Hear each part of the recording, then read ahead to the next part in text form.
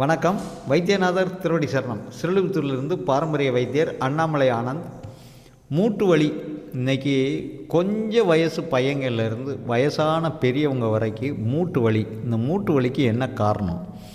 நம்ம அந்த காலத்தில் யாருமே மூட்டு வலி இல்லாமல் இருந்தோம். வயசானவங்க என்ன வயசானாலும் சரி, கிராமத்தில் ஒரு பாட்டியம்மா இன்றைக்கும் காலையில் ஒரு 18 வயசுலேருந்து காலையில் ஒரு 8 மணி 9 மணிக்கு களை வெட்ட போனாங்கன்னா சாயங்காலம் 5 மணி வரைக்கும் 1000 தடவை குனிகிறாங்க, 1000 தடவை நிமிர்றாங்க. அவங்களுக்கு மூட்டு தேய மாட்டுக்கு, இடுப்பு தேய மாட்டுக்கு.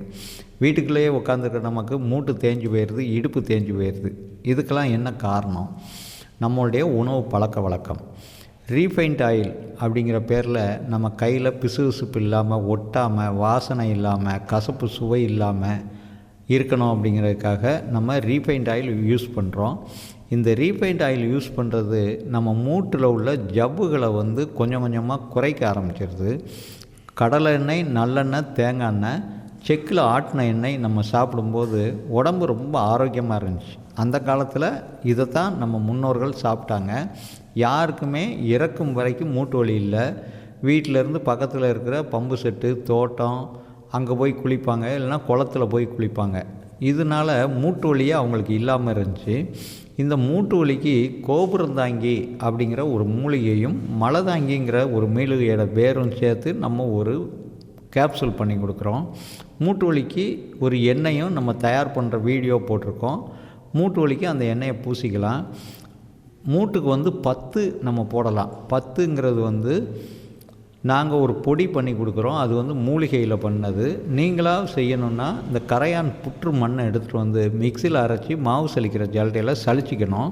அதில் இருக்க கல்லுகள்லாம் குட்டி குட்டி கல்லுகளாக இருக்கும். அது இல்லாமல் எடுத்துகிட்டு எலுமிச்சம்பழ சாறில் கரைச்சி மூட்டுகளில் இரவு 10 போட்டு காலையில் வெந்நீர் ஊற்றி கழுவுனிங்கன்னா மூட்டில் இருக்கிற வாத நீர் அப்படிங்கிறது அந்த மண் உறிஞ்சி எடுக்கும். உங்களுடைய மூட்டு வலி வேகமாக சரியாகும். இது போக நம்மக்கிட்ட சிறப்பாக நிறைய மருந்துகள் இருக்குது. மேஜை தைலம், நவகல்ப நெய், குருஜி வாதச்சொட்டு, வீயன் தைலம், கருப்பு தைலம், கட்டி கரைக்கும் கருப்பு தைலம், கட்டி கரைக்கும் வெள்ளை தைலம், இது மாதிரி நிறையா பொருட்கள் இருக்குது.